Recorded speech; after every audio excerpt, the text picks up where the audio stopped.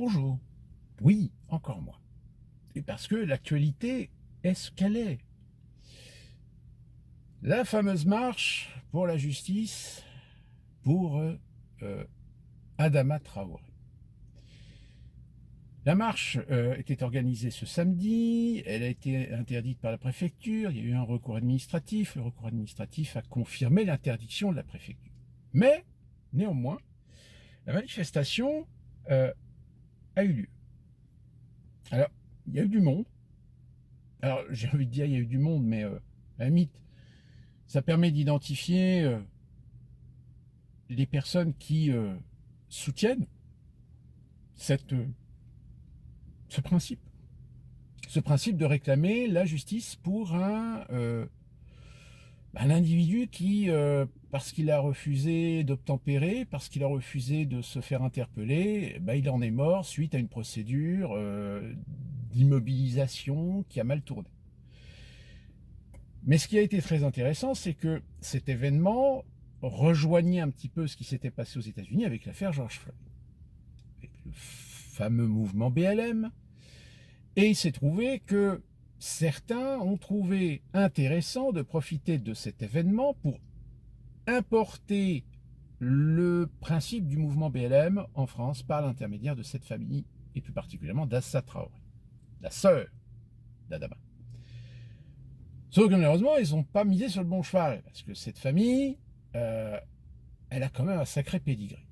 Mais, aidé, insisté par la gauche, par l'extrême gauche, on a mis un tapis, on a recouvert sur oui, mais voilà, encore une fois de plus, c'est l'extrême droite, blablabla, etc. Le seul problème, c'est que quand on veut mettre en place une idéologie de mouvement contre la police, contre les violences policières, etc., il faut que, au moins, ce qui sert de base soit l'exemplarité même du drame de la violence policière face à un innocent. Ou, qui plus est, comme le cas de Naël, peut-être, le gamin, il a juste conduit une bagnole, c'est pas grave, sans permis, c'est pas grave, c'est des conneries, on fait tous des conneries. Sauf le jour où la connerie, comme je l'avais déjà expliqué, elle tourne mal.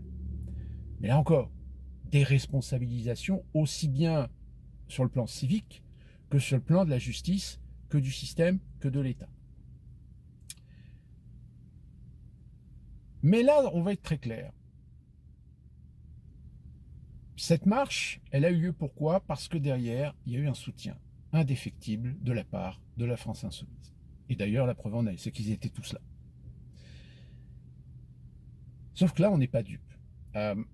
Alors, actuellement, la France insoumise instrumentalise, comme elle a instrumentalisé et récupéré l'affaire Naël à son profit. Parce qu'encore une fois de plus, la rapidité avec laquelle on a organisé la marche blanche, la rapidité avec laquelle les t-shirts ont été tirés, etc., c'est pas de la famille de Naël. C'est bien des associations, c'est bien des organismes dans lesquels je pense qu'il y a forcément la France insoumise. Et là, la France insoumise rebelote, refait encore une fois de plus de la manipulation, de la récupération. Et c'est l'un des frères d'Assa Traoré qui a été interpellé de façon musclée. Mais j'ai envie de dire, quand vous savez que vous êtes entouré de gens avec des caméras, avec des vidéos, etc., vous n'allez pas vous laisser arrêter pacifiquement. Vous allez faire une esclandre. Vous allez faire de la résistance. Vous allez faire de la résistance à l'autorité. Et là, le champ narratif, évidemment, s'installe avec la complicité de ces France insoumises. Mais pourquoi ils font ça? Ils font ça parce que ça rejoint ce que je vous disais dans les précédentes vidéos. C'est que les France insoumises se sont rendus compte qu'ils sont allés trop loin.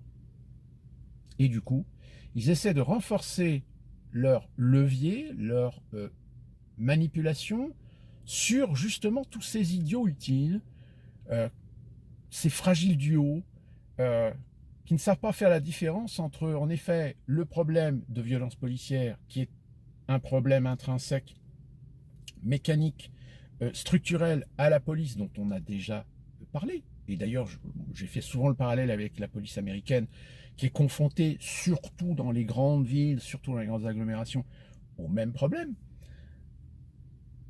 Mais parce qu'ils veulent essayer d'asseoir leur contrôle et leur confiance qu'ils peuvent avoir envers la communauté. Communauté afro-française, euh, comme aussi tous ceux qui partagent les luttes antiracistes, les luttes contre les violences policières, etc. Sauf que le problème, c'est que on a vu des vidéos où on avait Rousseau, parce que et les filles, ça veut dire NUPES également. On a vu Rousseau, Boyard, Panot, Coquerel. À un moment donné, on voit quelques vidéos où ils sont un petit peu mal à l'aise. Ils sont un peu mal à l'aise parce que, évidemment, il y a ce slogan euh, qui met en cause que finalement la police tue, que tout le monde déteste la police. Tout le monde déteste la police. Là, évidemment, sur le champ narratif, ça dérange. Donc là, en fait, ne vous étonnez pas. Je pense que là, les France Insoumises et NUPES, d'une manière générale, ça va remuer dans les brancards, ça va remuer la queue un peu n'importe comment. Même au sein des NUPES, on sent bien qu'il commence à y avoir des socialistes et des écologistes qui sont plus trop d'accord avec cette dérive. Parce que là, moi, j'appelle ça de la dérive. Dérive idéologique, dérive politique. Euh, donc, ils vont le payer. Ils vont le payer, les filles. Parce que là, déjà, ça, Traoré va devoir répondre d'une plainte déposée par la préfecture de police pour l'organisation illégale d'un rassemblement. Euh, donc là, pendant 2-3 jours, on va essayer de sensibiliser les gens. Oh, rendez-vous compte, la liberté d'expression, c'est bien la preuve que la police est raciste et tout le tralala. On n'en ressortira pas tant qu'on n'aura pas cette confrontation entre cette France, justement, que les Français insoumises commencent à avoir peur d'une radicalité. Et je dirais même que ces abrutis sont en train de pousser des Français vers leurs antagonistes politiques et idéologiques. Mais à la limite, j'ai envie de dire, est-ce que, quelque part, c'est pas voulu?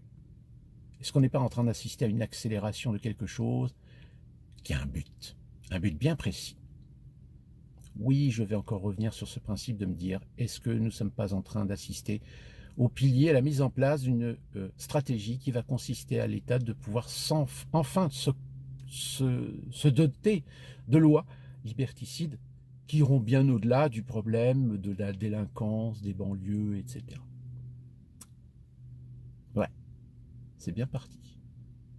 D'ici là qu'on se retrouve pour une prochaine vidéo, portez-vous bien.